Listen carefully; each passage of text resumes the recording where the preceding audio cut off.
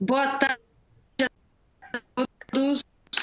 Eu sou Thaís Serioni, sou gerente de comunicação do SaaS para o Cone Sul e estou aqui com vocês para a segunda edição do SaaS Minds, esse nosso debate sobre tecnologia que a gente está fazendo aí desde o começo da pandemia.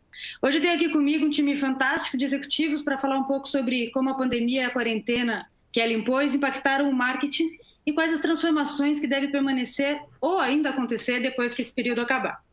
Será que a gente vai sair mesmo diferente dessa experiência? Será que isso vai mudar os nossos hábitos de consumo e a nossa forma de interagir com as marcas? Para falar sobre isso, estão aqui comigo hoje a Gabriela Sterenberg, Head de Marketing e Produto da BMW Motorrad, o Ariel Grunkraut, CMO do Burger King Brasil, o Márcio Carvalho, CMO da Claro Brasil, o Rodrigo Cavalcante, CMO da Croton, e o André Miceli, coordenador acadêmico da FPV. Sejam todos muito bem-vindos. Obrigada. Boa tarde. Bom, uma das coisas que a gente tem ouvido muito falar durante esses meses é sobre o quanto a pandemia impulsionou a transformação digital dos negócios, né? O quanto as empresas precisaram correr atrás para se preparar para fazer negócio no mundo digital. Eu queria perguntar para vocês de um outro ponto de vista. Eu queria saber se os clientes de vocês estavam preparados para consumir digitalmente. E qual que foi o papel do marketing também como evangelizador nesse sentido, né, de preparar o consumidor para esse novo modelo. Acho que a gente poderia começar com o Rodrigo. Legal, Thaís. Obrigado. Boa tarde para todo mundo. Obrigado pela primeira pergunta aí. A companhia, de maneira geral, estava preparada, né? Está preparada. A gente, de fato, conseguiu virar muito rapidamente o modelo, dado que a gente é metade presencial e metade ensino à distância. Os alunos do segmento de ensino à distância, vida normal, né? Para eles é como se não tivesse a pandemia, né? Eles seguem estudando à distância. Mas a gente tem um segmento que é o presencial, e eu acho que no presencial... eu penso que no presencial nós não estávamos, alunos e professores, preparados, né? Não são só os alunos que tiveram uma mudança muito grande, mas também os professores, né? A forma como a gente presta o nosso serviço. Então, tem uma mudança muito significativa. O aluno tem que ter condições em casa para poder assistir a aula. Então, a gente mantém as aulas ao vivo, no mesmo horário, né, que a gente chama de modelo síncrono. O que é isso, né? A gente tem as aulas ao vivo, no mesmo horário que ele teria, exatamente nas mesmas condições que ele teria no campus, na sala de aula, com o mesmo professor ou com os mesmos professores, mas ele tem que ter computador e internet em casa, e a gente sabe que essa não é a realidade de todo mundo aqui no Brasil ainda, especialmente que em alguma das nossas marcas a gente trabalha com a base da pirâmide. Então, esse foi, sim, um grande desafio a ser vencido. Muito embora a companhia tenha lançado alguns programas para aportar, para ajudar os alunos, e a gente tenha tido a condição de transitar, né, 32 mil disciplinas, 13 mil e poucas turmas, né, que é o nosso número de turmas do presencial, da noite para o dia. Então, desde o dia 16 de março, a gente virou a chave completamente, vem tentando apoiar, treinar e desenvolver os professores também com essa nova competência de ministrar para a câmera, né, com os alunos na plataforma. A gente fez alguns investimentos em tecnologia para poder subsidiar essa grande operação, né, dado que a gente opera um sistema de educação em massa, né, para muita gente, e no Brasil inteiro. Então, de fato, o aluno e, de certa forma, os professores, né, indo no cerne da tua questão, não estavam, especialmente falando do segmento presencial, e a gente vem, obviamente, trabalhando isso ao longo do semestre, aí, desde o dia 16 de março. Ariel, do seu lado, como foi esse processo? Seus clientes estavam preparados para comprar 100% digitalmente, enfim?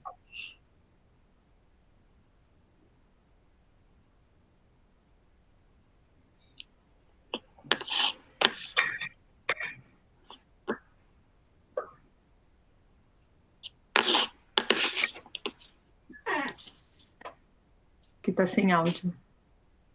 Ariel, acho que você está sem áudio. Desculpa, gente, voltei. Eu fiz aqui, desculpa a minha falha. O que eu estava colocando aqui, Thaís, que diferente do Rodrigo, para mim foi muito diferente, né? Para o Burger King foi muito diferente. Então, primeiro, para contextualizar, o Burger King, nós estamos falando de uma rede hoje com mais ou menos 900 restaurantes espalhados pelo Brasil, onde até metade de março, 80% do nosso faturamento vinha de pessoas que iam até os nossos restaurantes e sentavam nas nossas mesas ou nas praças de alimentação, né? 15% pessoas que passavam de carro e compravam e levavam para casa, e 5% era o delivery, que era um modelo de negócio que estava começando e crescente, né? E, de repente, no dia 15 e 20 de março, a gente tem a pandemia vindo, a necessidade de fechar completamente 100% dos restaurantes e dos salões, e o volume online ele virou praticamente 100% do nosso negócio do dia para a noite. Né? Então, toda a necessidade de fazer esse shift, não só internamente com os funcionários, mas também com os consumidores e com tecnologia, foi realmente uma coisa muito, muito frenética. Trabalhávamos apenas com um agregador parceiro de logística, que era o Uber Eats, e em 2 semanas colocamos de pé a operação, tanto com iFood quanto com Rappi.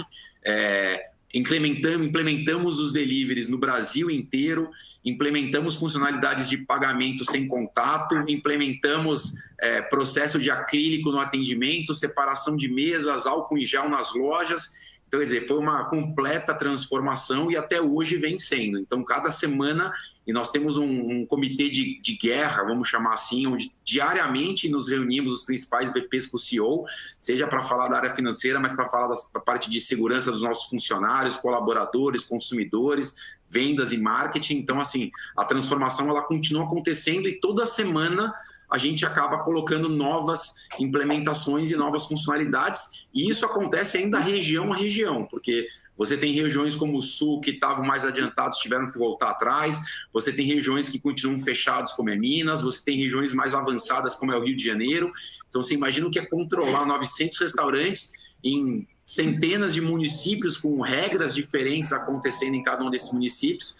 Então, tem sido uma aventura bastante divertida, mas, de novo, a prioridade é o consumidor e o colaborador, e como é que a tecnologia ajuda a fazer com que a experiência dessas pessoas seja cada vez melhor. Você até acabou entrando na minha próxima pergunta, que é esse processo de integração entre o marketing, né, entre a forma de chegar no consumidor, de vender para o consumidor, e a operacionalização de tudo isso, né? Aí no caso do Márcio, toda a área de engenharia, ter toda a rede preparada, ter toda a estrutura preparada, no caso da Gabriela também, ter toda a operação por trás, todo o back-office preparado para fazer todos os processos digitalmente.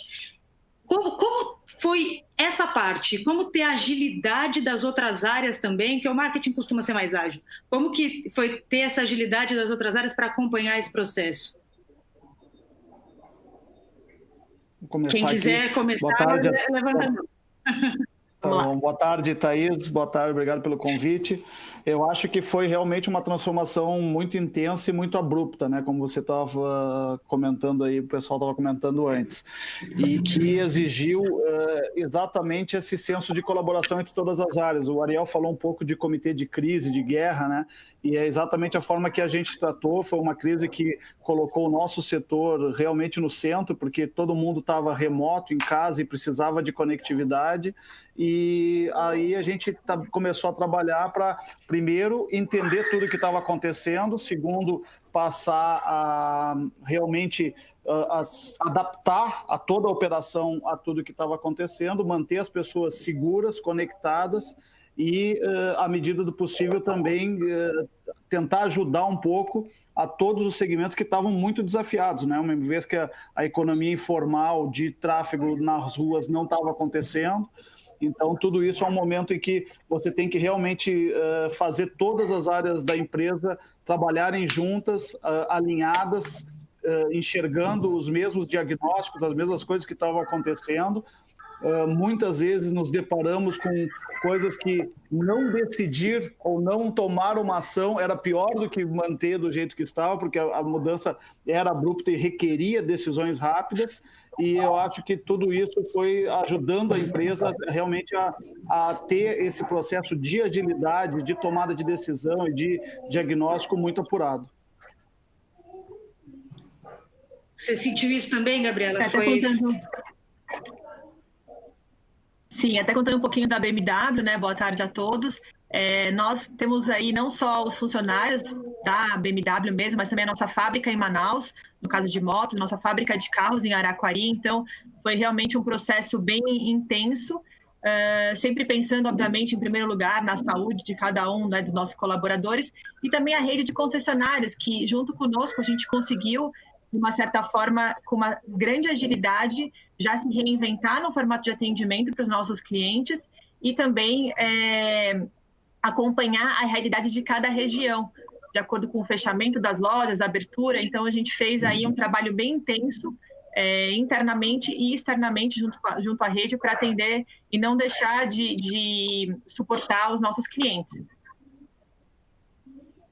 Realmente, essa adequação por região deve estar sendo um desafio aí para todos, né? Cada cidade é uma granularidade muito grande de decisão, né?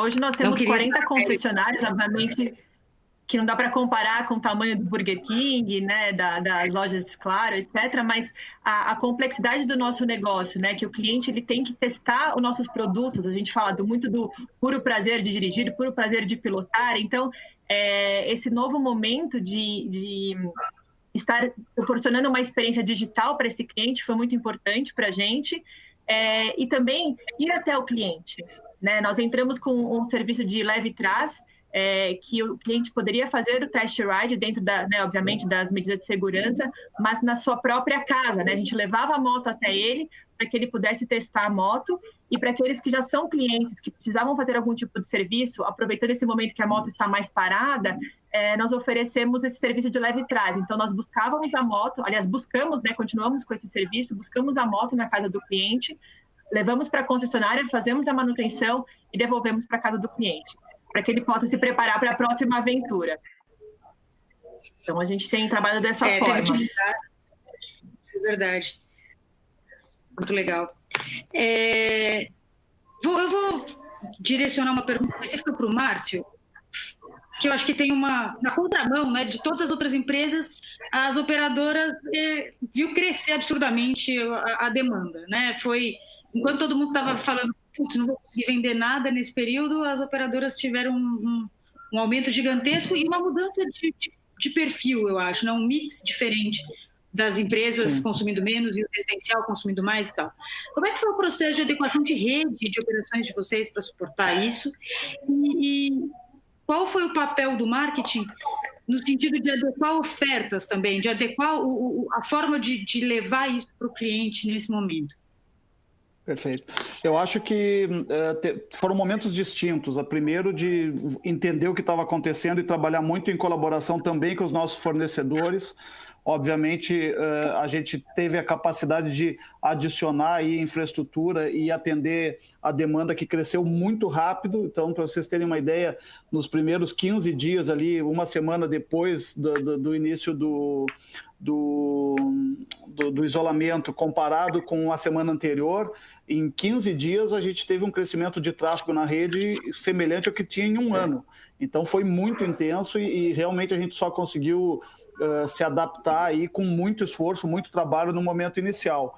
O que a gente viu foi um deslocamento do tráfego também entre rede fixa e móvel. As pessoas ficavam cada vez mais em casa, então na rede de casa, na banda larga de casa, o crescimento era absurdo e muito concentrado em aplicativos como esse que a gente está usando, em videoconferência, que as pessoas tinham que trabalhar, tinham que estudar, tinham que seguir fazendo a sua vida acontecer.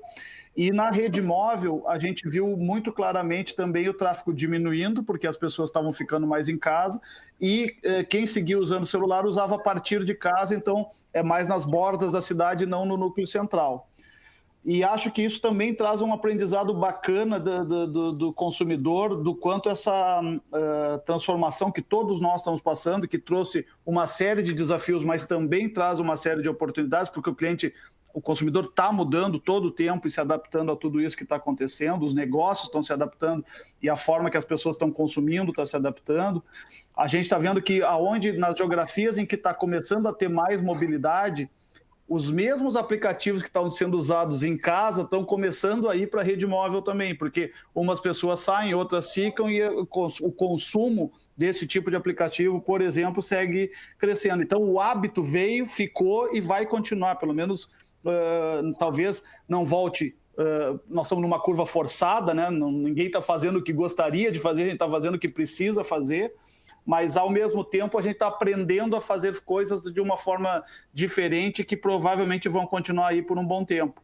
E eu acho que essa é a coisa mágica desse momento, de que você tem que estar muito conectado no seu consumidor, consumindo esses dados para realmente gerar insight e entender o que está acontecendo e aproveitar todos eles para ir, sim, ir adaptando ofertas, adaptando a proposta de valor e continuar com esse engajamento que está surgindo, principalmente nas propriedades digitais e de conectividade agora. Eu vou voltar nesse assunto aí dos dados e da personalização daqui a pouco, mas eu queria aproveitar um gancho que você falou, que é dessa mudança que veio para ficar, e perguntar aí para o Rodrigo, você acha que é uma mudança que veio para ficar? Você acha que esse período de EAD vai trazer uma mudança no setor de educação e no modelo de ensino? Eu acho que traz sim alguns benefícios, traz algumas mudanças. Eu acho o presencial nunca, obviamente, a gente está se preparando para isso, né? O ensino, só explicar um pouco para contextualizar, o ensino à distância, o nosso ensino à distância, né? Ele conta com encontros presenciais de 1 a 3 vezes por semana, dependendo do curso e da série que o aluno está. Então, o mesmo ensino à distância, ele tem que, de vez em quando, estar na unidade para assistir uma aula ou fazer uma atividade prática. E o ensino presencial é o que a gente está lá todo dia, de segunda a sexta. Obviamente, eu acho que sempre vai ter uma preferência, sempre vai ter um público cativo do presencial que prefere o presencial. Isso é fato. Eu não imagino de forma alguma que o presencial vai deixar de existir. Eu não acho isso. Mas eu creio que a pandemia abriu muito espaço para o ensino à distância, né? De uma certa forma, ela põe um ponto final no fetiche da presencialidade. Então, hoje está todo mundo fazendo ensino à distância, síncrono ou assíncrono, no modelo mais tradicional do ensino à distância, que a gente já tinha antes, que é o assíncrono, ou agora como está o presencial à distância, que é ao vivo, né, como nós estamos fazendo aqui, e como o Márcio bem colocou, é uma curva forçada, né? Os alunos do presencial não estão ali por opção, nem os professores, eles estão ali porque são obrigados a estar, porque as unidades efetivamente estão fechadas. Então, o que a gente está vendo é que, inclusive no desempenho de matrículas que a gente tem no momento atual, é que tem muito espaço para o ensino à distância, né? Hoje, a gente tem cerca de 2% da população brasileira cursando graduação. É praticamente 1/5 do que tem nos Estados Unidos, tá? Quando a gente olha para trás, o EAD já vem crescendo mais do que o presencial, até por conta do preço, né? O Brasil, a gente tem uma renda média um pouco baixa, né, na média, então o EAD ele é muito mais barato, mas ele sempre sofreu muito preconceito, porque a distância, tal, a gente sempre olhou meio, a sociedade em geral sempre olhou meio torto para a distância. E hoje o que as pessoas estão vendo é que a distância pode funcionar muito bem, ele funciona muito bem, ele serve para muitas soluções. Então, a gente espera um residual bastante positivo para o setor, nessa mudança de comportamento nas duas modalidades, nos dois eixos, né? Então, a gente imagina que a distância vai crescer ainda mais, ele está crescendo no momento atual, apesar da pandemia, apesar das restrições e condições de renda que a gente tem, um achatamento de renda em função de perda de emprego, redução de jornada de trabalho, etc. Hoje, a gente está conseguindo crescer quando a gente compara com o ano passado no ensino à distância, então a gente imagina que isso vai se prolongar e vai ter um residual muito positivo. E olhando para o presencial, a gente imagina uma mudança para uma terceira vertente, que seria um hibridismo, né? Então, você vai ter ainda um produto 100% presencial para quem prefere, está disposto a pagar por isso. Você abre uma lacuna para um produto híbrido, que ele funciona meio à distância, meio presencial, ou presencial com doses de ensino à distância, vamos colocar assim. E isso, obviamente, abre espaço para você ter mais capilaridade, interiorizar, né? A gente vive num país onde a maior parte dos municípios, né, dos 5.500 municípios, cerca de 5.000 tem menos de 100 mil habitantes. pouco mais de 5 mil tem menos de 100 mil habitantes. Para esses municípios, a solução do híbrido ou do 100% à distância é a solução ideal, né? Você tem mais de 100 milhões de pessoas vivendo nessas localidades. Então, eu acho que abre essa terceira via e permite que o setor cresça como um todo e a gente cresça como nação, né? O Brasil hoje tem 13% da população adulta com ensino, com graduação completa. A gente é o penúltimo país, né? O segundo pior país na escala da OCDE em termos de penetração de educação superior sobre a população adulta. Então, assim, a gente tem uma pista enorme para fazer e a gente sabe o poder que a educação tem nesse processo de transformação da sociedade. Então, a gente está bastante, apesar do momento atual ser um momento difícil para a organização como um todo, a gente está bastante otimista com o que vem por aí. Muito legal, muito legal. Acho que tem realmente, a tecnologia pode ser uma ferramenta fantástica para a democratização nesse caso, né? Para levar para mais gente. Muito bom. Com certeza. Gabriela, você falou sobre os serviços prioritários que vocês implementaram durante esse período da pandemia, e eu li também sobre a venda de veículos no Mercado Livre, sobre novas redes, uso de novas redes. Vocês entraram no TikTok, que era uma rede totalmente pessoal, vocês marcaram presença lá também. Me fala um pouco sobre esse processo de adaptação para o digital em toda a cadeia, né, dentro da BMW, enfim, do segmento automobilístico, e me tira uma dúvida. É possível concluir uma compra de uma moto, de um carro 100% digital? Se eu quiser comprar um carro hoje aqui, eu consigo comprar sem sair de casa? Bom, nós entramos no Mercado Livre, realmente foi um projeto muito assertivo do nosso lado, porque a gente acaba levando essa oportunidade para clientes que não teriam como ir na concessionária, não só nesse momento agora, por questões, né, da restrição, mas também por estarem distantes, então a gente consegue aumentar nossa capilaridade, então é um projeto que veio para ficar. Em relação ao TikTok, para a gente também foi uma plataforma que foi surpreendente, porque a gente, de fato, começa a nos comunicar com uma nova geração. Então, a gente já começa a ver que existe, sim, uma mudança de comportamento desse público, que até então eles não tinham essa tendência de ter o seu veículo próprio, era muito mais voltado à utilização de aplicativos ou de transporte público, e agora, com toda essa mudança, a gente já vê essa mudança no comportamento deles também, que já começam a pensar em ter o seu veículo próprio, por uma questão de segurança. Então, eu vejo como uma grande oportunidade para a gente já iniciar esse relacionamento com essa nova geração, né? E falando em relação ao processo de compra, a gente hoje, não só o Mercado Livre, mas também a Instagram Shop, nós já estamos com os nossos acessórios e itens de lifestyle disponíveis no Instagram e no Facebook. Então, é possível fazer já uma pré-compra lá.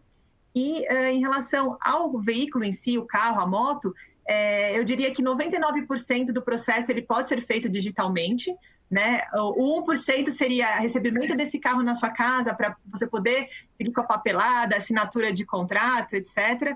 Então, eu acho que existe sim essa grande tendência do segmento como um todo de migrar para o digital, mas obviamente que você quer ir numa concessionária, você quer sentir o cheiro do carro novo, você quer sentar numa moto, você tem ainda essa necessidade de ter o contato com o produto, né? Então, a gente acha que vai ser um canal adicional, mas que as concessionárias não serão eliminadas aí num curto, médio prazo, né?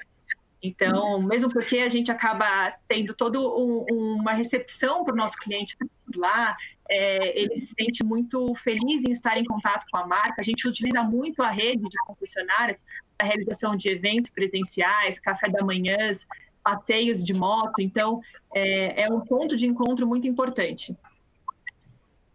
Olha, nunca imaginei que alguém gastasse aí umas dezenas de milhares de reais online, mas acho que faz sentido, acho que a gente vai chegar lá, viu? Mas você falou sobre essa questão de sentir o carro, sentir a moto, experimentar, e eu acho que isso tem muito a ver com o fast food também, né? Eu acho que geralmente você compra o hambúrguer porque você está na praça de alimentação e você sente o cheiro do hambúrguer, tá? Do Burger King, e fala, não, tá bom, eu quero, mereço um hoje? Ou você está passeando de carro na rua, vendo o relógio da rua, a foto do milkshake, e aí você entra no drive-thru e fala, eu mereço um milkshake hoje. Como é que vocês estão levando para o digital essa provocação de sentidos? Que acho que é quase igual ao do carro, mas é mais biológico, né? A gente ainda não conseguiu reproduzir o cheirinho do grelhado no fogo, né, como churrasco na casa das pessoas, mas estamos trabalhando para conseguir fazer daqui a pouquinho alguma zoeirinha com isso. Pode deixar que em breve devemos ter alguma notícia. Mas tirando esse sensorial, Thaís, que realmente ainda não é possível, a marca tem trabalhado de uma maneira assim. Eu não lembro de um momento tão intenso em termos de esforço de marketing e comunicação da marca no país como o que a gente tem nesses últimos 3 meses, né? Só para vocês terem uma ideia, nós tivemos 12 campanhas que a gente colocou no ar de março até agora, com conteúdos diferentes e que foram criados pós-pandemia, porque jogamos tudo fora que a gente tinha preparado em termos de comunicação e começamos a ter a mão ainda mais perto, né, do pulso do consumidor, e nunca gastamos tanto dinheiro em pesquisa de consumidor como a gente está gastando agora, até porque o consumidor está mudando e está oscilando muito, né, desde que começou a pandemia, né? Então, se vocês lembram bem, né, o que aconteceu no começo, né? Então, primeiro tinha aquele fica em casa, né? Então todo mundo tinha que ficar em casa. A gente introduziu em uma semana uma campanha falando, olha, você pode estar em casa, mas não está isolado, peça o delivery com frete grátis. Então era uma campanha que a gente pegou vídeos reais de pessoas que estavam brincando de começar a contagem. A gente começou a ver o momento das lives crescendo no Brasil. O Brasil foi o grande país das lives do mundo e nós começamos a entrar patrocinando e ativando, doando as lives. Então foi uma coisa que a gente fez. A gente começou a ver o consumidor pegando, né, e você pega pelo Google Trends, né, querendo aprender a cozinhar, querendo aprender a tocar violão, querendo aprender a fazer yoga. Nós criamos 8 minifilmes que a gente introduziu antes do YouTube, aqueles videozinhos de 8 segundos, né, 5 segundos, brincando, dizendo assim, olha, mostrando uma pia cheia de panela. E aí pessoas que procuravam, né, como cozinhar, então o filme, antes de entrar o vídeo, aparecia uma pia cheia de panela, por exemplo, a gente falava, né, pede o Burger King Delivery que vai ser mais fácil. Então, você imagina, criamos isso em real time quase. Começamos a ver o consumidor usando essas ferramentas de videoconferência como nunca antes, né?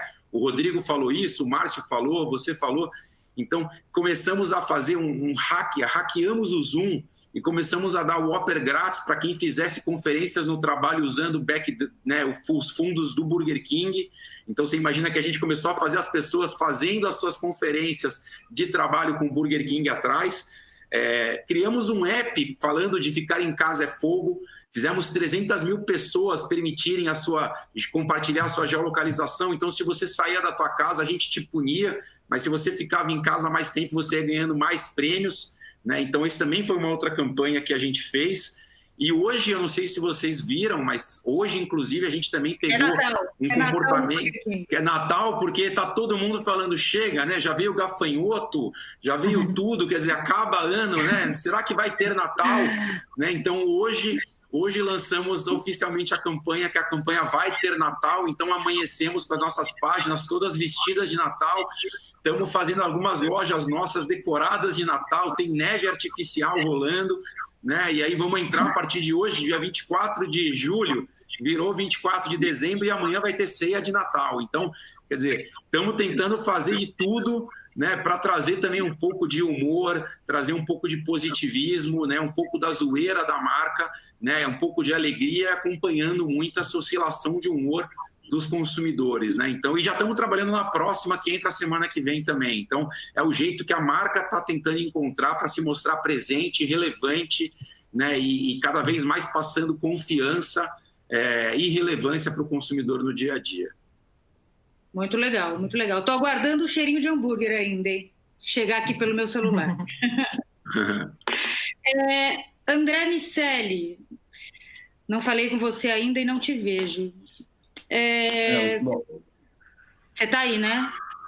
Ô, Thaís, desculpa te interromper, Thaís, mas a gente chegou no dia 1º de abril e fizemos uma campanha de cheirinho de churrasco no celular. E aí as pessoas ficavam ali cheirando e tal, até entenderem que era uma pegadinha. Então a gente fez já essa campanha, tá? E foi para o 1º de abril. Mas era mentira. André, você está aí, André? Fala comigo. Eu estou sim. Então tá bom.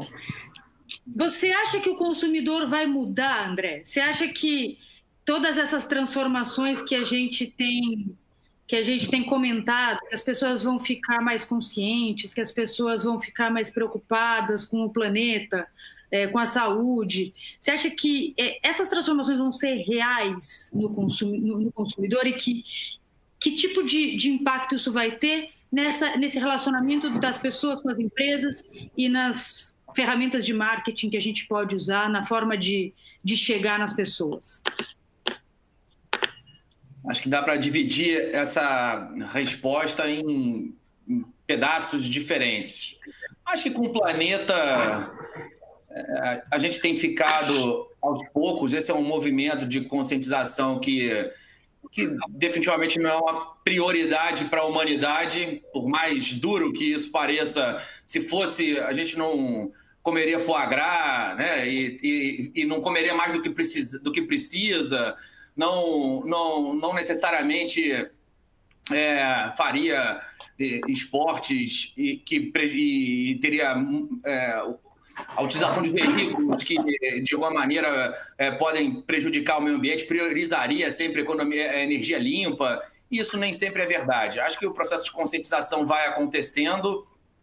A gente tem uma tendência a lidar com marcas socialmente responsáveis, o marketing de propósito é cada vez mais eficiente, mas esse é um processo gradual. Acho que as preocupações do ser humano com a pandemia e com esse mundo que mudou mais rapidamente, elas vão durar mais, se demorar mais para chegar à vacina, até que esses comportamentos que foram necessários de uma hora para outra, até que eles entrem realmente no nosso hábito. Por enquanto, a gente faz ações isoladas para proteger a nossa saúde. Se a vacina sair logo, pode ser que a gente esqueça de alguma dessas ações mais rapidamente. Se a vacina demorar, talvez algumas delas entrem realmente no nosso dia a dia e passem a fazer parte dos nossos hábitos. A gente tem sim alguma mudança, mas é muito mais uma mudança de aceleração e uma mudança associada à experimentação do que necessariamente no longo prazo a defesa do corpo. Basta ver o que aconteceu quando as lojas reabriram, quando as cidades que estavam em lockdown, efetivamente, não com a quarentena, mas quando o lockdown foi liberado, as pessoas voltaram para a rua, voltaram a frequentar os bares, é claro que com alguns cuidados, mas de maneira quase irresponsável em algumas situações. Então, sim, a gente vai ver um consumidor que vai mudando mais do que um consumidor que já mudou. As experiências, como eu falei, elas devem ser importantes para incorporar novos hábitos. As lives, elas realmente se tornaram ali, em um dado momento, uma questão que foi mais cansativa e que talvez não se perpetuem nesse formato, mas certamente é um hábito que veio para ficar. A gente aprendeu a consumir conteúdo de uma maneira diferente. É claro que as pessoas vão ficar mais seletivas, que vai ter um processo de curadoria, que talvez algumas experiências sejam híbridas e a gente vai encontrar ali uma relação de evolução das lives como foram feitas nesse primeiro momento, mas eu vejo mais uma aceleração de alguns comportamentos que foram postos à prova e experimentos que a gente foi obrigado a fazer nesse momento, do que uma mudança súbita que demonstre um comportamento de defesa do planeta ou algo mais nobre, vamos dizer assim, do que simplesmente defender as nossas características. Nós somos humanos, movidos pela necessidade e o desejo de preservar o nosso próprio DNA. e aí a gente vai fazer aquilo que for necessário para isso. Se o coletivo, num primeiro momento, for necessário para isso, a gente faz. Do contrário, em breve, as ações mais individualistas tendem a voltar com alguma modificação ou outra, mas nada de muito significativo, na minha opinião. Alguém quer complementar? Alguém tem alguma opinião diferente ou igual, mas quer complementar a opinião do André? Poderia falar um pouco em nome, né, Pode falar, Gabi. Não, só um jogo rápido aqui sobre a questão das lives, né? Para a gente foi uma surpresa muito positiva, uma vez que a gente conseguiu proporcionar uma experiência para o nosso cliente também. Nós levamos muito conteúdo para os motociclistas em relação aos nossos produtos e a técnicas de pilotagem. Então, a gente tem hoje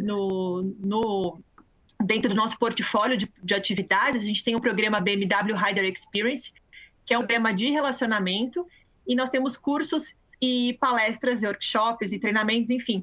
E nós levamos esses treinamentos para a live. E foi um sucesso muito grande, porque a gente tem observado que é um horário que é super concorrido, né? De fato, você, nos horários nobres, aí, após o expediente, 7, 8 horas da noite, já é um horário que a gente concorre, né, com as nossas famílias, tem que dar atenção para o jantar, etc. Mas, assim, a gente tem visto que tem tido uma performance muito positiva e que os clientes eles querem manter o contato com a marca, né? Então, a gente tem visto que é algo que veio para ficar. Essa questão da experiência digital, logicamente que o nosso produto não permite muito isso sem ter o contato físico, né?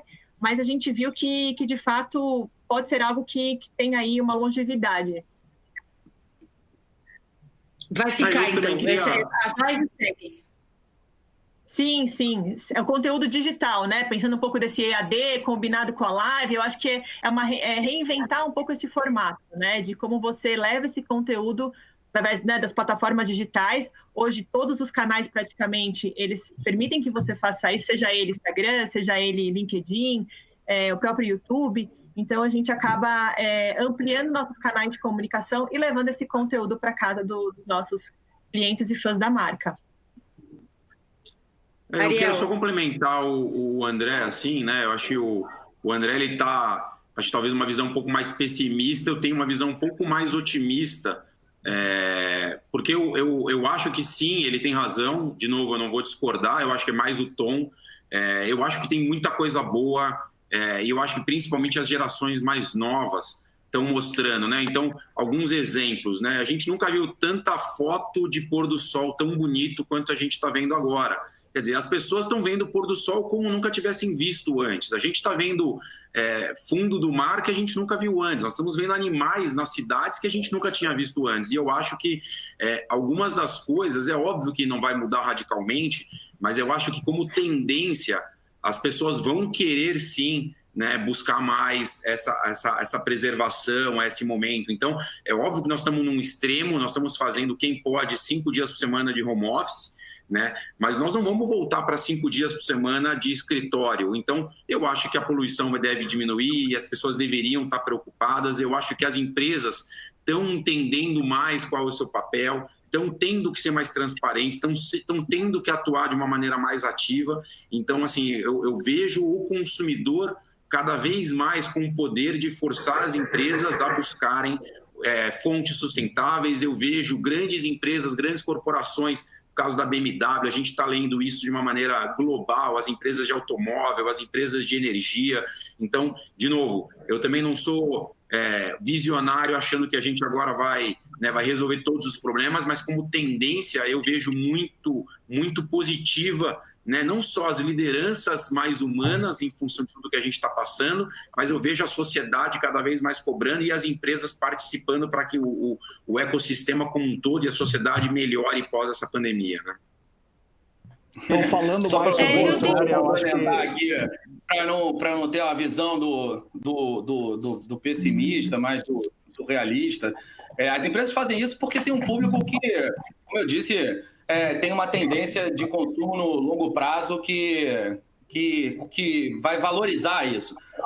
Quando eu falei que eu dividi a minha resposta aqui em 2 pedaços, eu me refiro ao curto prazo. O curto prazo, sim, a gente tem mais pôr do sol, mas a gente também tem mais acesso à Deep Web, mais consumo de vídeos de assassinato, estupro, suicídio e um monte de coisa ruim ao mesmo tempo. As pessoas estão consumindo mais de tudo, inclusive de pôr do sol. Mas sim, no longo prazo, eu acho que as marcas responsáveis tendem a ter uma vantagem. Acho que o marketing de propósito, que foi também um ponto que eu mencionei, é uma questão importante. As pessoas vão comprando produtos que estejam alinhados com os seus valores, e aí a gente vai ver as empresas tendo que se posicionar e sob pena daquelas marcas que assumem posicionamentos que não necessariamente refletem o seu comportamento no dia a dia serem desmascaradas pela própria prática. E isso, sem dúvida nenhuma, vai ser o grande problema. Quem se posiciona à esquerda abre mão da direita, quem se posiciona à direita abre mão na esquerda, quem não se posiciona abre mão dos extremos. E isso vai fazer com que as marcas tenham que ter alguns posicionamentos, sem dúvida. Mas no longo prazo, eu acho que especificamente essa questão com o meio ambiente, como eu havia dito, ela sim, ela é um tema que está na agenda de toda a empresa e está no tema das pessoas, porque as pessoas têm essa necessidade de autopreservação. Mas eu também não acho que o mundo é só negro, não. Eu acho que tem coisas boas. A discussão da conscientização, os movimentos de igualdade, a ascensão desse tipo de discussão na sociedade e no marketing, isso é muito proveitoso para a gente buscar um mundo mais equilibrado, acima de tudo. E você pegou exatamente o gancho da minha próxima pergunta, que eu ia comentar exatamente isso, essa tendência do marketing de propósito, essa tendência das empresas atenderem a essas demandas do consumidor, especialmente do consumidor mais jovem, por alguns posicionamentos políticos, por alguns posicionamentos ideológicos, pode acabar gerando um discurso vazio. Como fazer um bom marketing para atender a essa demanda sem cair no discurso vazio, né? Qual o papel do marketing como influenciador da empresa mudar suas políticas, mudar seu posicionamento para não ficar só no marketing, para ser mais do que isso? Acho que tem muito a ver com consistência, né? A gente estava falando aqui que não pode ser... Eu acho que toda essa crise que a gente está vivendo, ela é muito sistêmica, né? E ela ataca de uma forma que testa seus fundamentos, seus valores e tudo que você vinha construindo. Quem não estava investindo em ser digital, não consegue ser digital da noite para o dia. Quem não tinha fundamentos de trabalhar colaborativamente a agilidade, não consegue fazer isso se ainda está organizado hierarquicamente por áreas e sem olhar a visão integral do todo, né? E acho que eu concordo um pouco com o Ariel, esse meu comentário, de que ao menos a gente está falando mais sobre os assuntos que são importantes, entendeu? Essa crise nos fez todo mundo refletir rapidamente em o que é realmente essencial, o que é sustentável e quais são as cadeias de valor que estavam muito desbalanceadas e que tem que se rebalancear porque tem alguma coisa errada ali e o consumidor não está vendo aquele valor ou não está sendo realmente possível manter isso num cenário em que está todo mundo tendo que se adaptar de uma forma muito forte, né? Então eu acho que é um pouco de toda essa história. Concordo que não existe nem sempre um mundo belíssimo, utópico, tem o lado ruim de tudo, mas acho que também a gente, quando o Ariel falou do pôr do sol e a gente veio com a campanha do Deixa o Sol Entrar, era muito de vamos colocar foco, luz naquilo que está realmente propiciando uma vida melhor, apesar de tudo que está acontecendo. Conviver com a família é muito bom, trabalhar a vida profissional e a vida pessoal de uma forma mais integrada é muito bom. Tem coisas que a gente vinha fazendo e que a digitalização estava acontecendo gradativamente, que acelerou absurdamente, que não voltam mais, porque não era nem só porque a gente queria. Os Correios, por exemplo, não estavam mais entregando a fatura física lá e a gente teve que digitalizar. Formatos de atendimento por WhatsApp, bots, da noite para o dia a gente teve bots crescendo aí com atendimentos muito grandes. E isso tudo nos ajudava no momento em que você tinha que botar call centers inteiros trabalhando a partir de casa. pessoas que nunca tinham trabalhado a partir de casa, não estavam preparadas para fazer aquilo tudo, muitas vezes não tinham o equipamento necessário, a conexão necessária para fazer isso tudo. Foi tudo um aprendizado muito intenso, está sendo, e acho que tem muitas oportunidades aí de reflexões boas para a sociedade como um todo também se repensar e restabelecer a partir dessa retomada. Como é que ganha o coração do cliente? Nesse sentido aí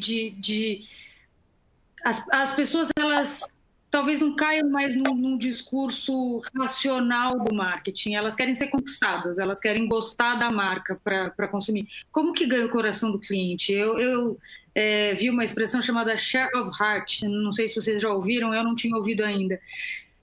Como é que faz isso? Qual é o tipo de marketing, qual é o tipo de posicionamento corporativo para ganhar o coração do cliente e aí fidelizar o cliente, e aí manter ele na base aí por muitos anos? Acho que a mudança aqui, Thaís, para mim, é que o marketing sempre foi aquela área da companhia que falava, né, que comunicava. E eu acho que a grande mudança que a gente está vendo é que você, nesse momento, e aí acho que isso é uma tendência que veio para ficar, fazer está sendo mais importante do que falar, né? Não adianta você falar sem fazer, então faz, né? E eu acho que essa tem sido a prioridade, e é muito bacana ver, e aí de novo, né, um pouco olhando o lado cheio, nunca antes a gente tinha visto empresas de telefonia se juntando para fazer o bem, bancões se juntando, né, para fazer o bem, companhias. Então, quer dizer, esse senso de colaboração do tipo, nós vamos primeiro fazer o bem, o consumidor ele vai reconhecer, ele está reconhecendo as empresas que estão buscando fazer o bem e estão querendo ajudar, né? Então, nesse momento, as empresas que estão passando e sabendo lidar com essa crise melhor do que outras e fazendo o correto, sem fugir da sua essência, né? Acho que o ponto que a gente discutiu aqui antes, né? Quer dizer, empresas que estão agora entrando com um discursinho e tem telhado de vidro, são frágeis, essas empresas realmente não vão conseguir muito longe. Mas se você realmente está sendo muito fiel a quem a sua empresa é, o que você tem de propósito, qual que é a tua essência verdadeira e você está fazendo bem, com certeza você vai sair dessa crise mais forte do que você entrou, né? E a gente sabe que, infelizmente, essa crise está sendo cruel com muita gente, vai ser cruel. Então, muitas empresas não vão conseguir atravessar a ponte, né? Mas, por outro lado, muitas empresas vão sair muito fortalecidas, né, dessa crise, né? E vão ganhar reputação, vão ganhar confiança, né? E confiança tem, né, segurança, confiança, reputação como um todo ganhou um peso gigante. E o consumidor, ele no fundo, ele precisa cada vez mais de marcas em que ele confia, né? Então, essas marcas que estão fazendo o dever de casa, com certeza vão se beneficiar e vão ganhar o share of heart, o engajamento, a relevância, o nome que você quiser dar, mas no fundo é a relevância, né? No fundo, se você não é relevante, você não é ninguém, né? Então, acho que é isso que as empresas e as marcas deveriam fazer, e o papel do marketing é como é que você conversa e você alinha, mais do que só comunicar, como é que você faz o link com toda a liderança da empresa, né? E você direciona a empresa com o foco no consumidor, né? Então, é colocar o consumidor na frente de tudo, né? E conduzir a empresa para poder fazer e depois comunicar. Olha, chegou uma pergunta. Pode falar, André, fala. Não, eu concordo plenamente com essa questão das ações genuínas, as empresas que de fato sustentam o seu discurso com ações. Entendo que essa não é a única forma de conquistar o cliente. Acho que conquistar o cliente pode se dar por amor, sim, mas por dinheiro ou por status também. A gente faz negócio com as empresas que dão boas condições financeiras para que esses negócios aconteçam. Faz negócio com as empresas que nos remuneram, que compram o nosso engajamento com status. É por isso que as pessoas postam no Instagram, por exemplo, postam no LinkedIn, porque é um objetivo de diferenciação humano também, me parece bastante genuíno. E, claro, a questão do sentimento. As marcas que têm discursos genuínos, ou seja, que são sustentados pela prática, elas têm uma excelente oportunidade. Fazer marketing no fim das contas, um exercício de manipulação. A gente entrega mensagens, entrega campanhas para fazer com que os clientes façam aquilo que a gente quer que eles façam, que é despertar a vontade neles de comprar. A gente não lembra, por exemplo, quais foram as marcas que apoiaram o nazismo. E elas tiveram ali uma forma de capitalização num primeiro momento e depois a sociedade esqueceu, porque elas, enfim, souberam trabalhar o seu marketing, a sua marca nesse formato. Agora, o amor sim, o share of heart continua sendo um argumento importante. Nesse momento, especialmente, onde a humanidade está sensível, o coração é um bom caminho para argumentar. Mas acho que o marketing de empatia, em geral, que é o marketing que compra causas, independentemente delas quais forem, é claro que desde que elas não agridam a sociedade, esse marketing de causas é um marketing que vai funcionar por bastante tempo agora, pelo menos para iniciar a intenção de compra. Depois, não adianta a empresa ser gente boa, mas o produto ser ruim ou ser muito caro, porque ela não se sustenta. Essas são ações que precisam acontecer de maneira coordenada. Mas em relação ao discurso e à sustentação prática, eu acho que essa é uma questão fundamental. Senão, ao invés de parecer boazinha, a empresa vai mostrar que é hipócrita. Sem dúvida, sem dúvida. Chegou uma pergunta aqui que não sei se é uma pergunta ou se é uma sugestão, mas fica a dica para o Rodrigo e para o Márcio. Dada a situação atual, imagino que muitos clientes da Claro estão subutilizando o plano móvel contratado. A Claro pensou em liderar uma campanha em que seus clientes poderiam doar a banda móvel não utilizada para estudantes de baixa renda pudessem ter aulas à distância? Afinal, muitos dos estudantes carentes não conseguem ter aula à distância porque não possuem plano de dados. Não sei se já teve, eu sei que a Claro fez algumas movimentações aí para suportar pequenos negócios, etc. Não sei se tem alguma coisa nesse sentido, mas fica a dica, não sei quem mandou esse comentário, fica essa dica para vocês. Excelente ideia. A dica é boa, a gente fez com os pontos do Claro Clube. Quem acumulava pontos do Claro Clube lá podia doar, inclusive, os pontos para a CUFA, lá, que é a Central Única de Favelas, era uma das entidades que a gente estava usando. A do plano é boa, a gente chegou a discutir com a General Motors, que tem o carro conectado, e o carro conectado estava ficando na garagem, se tinha como a gente eventualmente transferir do carro para o smartphone. Óbvio, essas coisas também não são rápidas e simples, a ideia é boa, mas tem tecnologia lá de sistemas para fazer, mas o ponto é exatamente esse, é entender que cada vez mais conectividade é essencial, as pessoas estão precisando, estão usando cada vez mais, tem muita gente precisando para estudar, para trabalhar e não tem acesso a isso. A gente fez uma ação com o Descomplica no pré-pago, então pré-pago diário, semanal ou mensal, realmente planos de entrada e que são muito acessíveis. Hoje tem, no período de vigência desse plano pré-pago, acesso ilimitado a conteúdos de educação providos pelo Descomplica para preparação para o Enem. Vocês lembram que lá atrás estava aquela dúvida se o Enem ia ser postergado ou não, e tinha muita gente que estava sem conseguir estudar porque não tinha crédito no celular, não tinha como acessar esse conteúdo. Então, a gente está absolutamente sensível, tentando ajudar muita gente. Posso adiantar para vocês devem imaginar que muita gente está pedindo ajuda em conectividade, porque tem muita gente num país desigual como o nosso, sem acesso, e, obviamente, você pode fazer tudo que você consegue fazer girando o seu motor econômico, porque também ali para botar capacidade, etc., você tem que ter investimento, e para ter investimento você tem que ter resultado econômico. Então, acho que tudo isso faz parte de uma equação aí que está todo mundo tentando achar o seu limite e com a consciência de que todo mundo, todos nós temos que ajudar e sair dessa juntos, né? Não adianta deixar ninguém para trás, não adianta o país mais rico do mundo comprar todas as vacinas do mundo, se o país mais pobre não tiver imunizado, a gente vai estar com o vírus circulando, então a gente vai ter que, assim como no Covid, em tudo, lutar juntos. Agora eu queria voltar num ponto que o Márcio comentou lá atrás e o Ariel comentou também sobre entender melhor o consumidor. captar dados, analisar os dados, conhecer o consumidor, se planejar as ações mais personalizadas, um marketing cada vez mais personalizado, mais próximo do que o consumidor quer.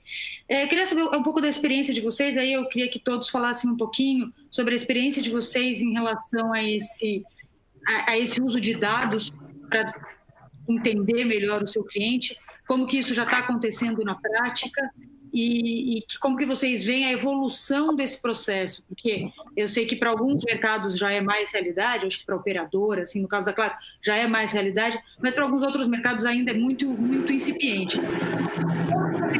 Está na indústria de vocês esse papel dos dados e da tecnologia e como que isso deve evoluir nos próximos anos? Quem quiser começar, levanta a mão. Bom, posso falar um pouco sobre a questão dos nossos veículos muito conectados, acompanhando um pouco o modelo de condução deles. E, obviamente, que o marketing tem um papel muito importante para acompanhar essa jornada do nosso cliente, né? Desde o momento que a gente conversa com ele através de um conteúdo, até o momento da pós-venda, né, da fidelização dele, é muito importante você saber quais são as dores e o que esse cliente ele quer, ele espera da marca, né? Então, tem que ser um discurso muito linear e, obviamente, entregar aquilo que é prometido. Então, pensando num segmento premium, a gente tem esse desafio. Realmente, a expectativa com a marca é muito alta e a gente entrega sempre com excelência em todos esses touch points, com a menor fricção possível, né? Então, desde o momento do awareness da marca até o momento da conversão da venda, toda a capacitação dos nossos vendedores, a gente trabalha muito essa questão de personalização, de saber qual que é a mensagem desse cliente, que momento que ele está, né? Então, os dados, sim, são muito importantes para nós. Obviamente, a gente tem uma questão muito importante de privacidade de dados, né? A gente não consegue hoje entrar em detalhes como a gente conseguia no passado. Então, realmente, a gente tem esse pênalti aí, mas, de um modo geral, a gente tem esse retorno do próprio cliente, né? Eles nos passam os dados, né? Ele também quer receber essa comunicação personalizada, então, ele retroalimenta a nossa base. Então, isso é muito bacana. E acredito que na Claro, por exemplo, também você tem esses feedbacks e essa construção, essa cocriação das mensagens. Isso é bem interessante.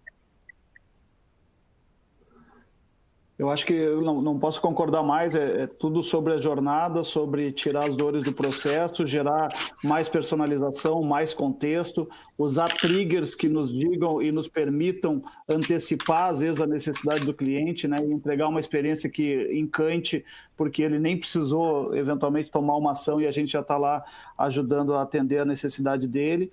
Mas acho que transparência no uso desses dados, a LGPD está vindo aí, confiança dele de que ele está entregando aqueles dados, que eles estão sendo usados de forma anonimizada e que está voltando para ele uma entrega de uma experiência muito melhor e que faça valer a pena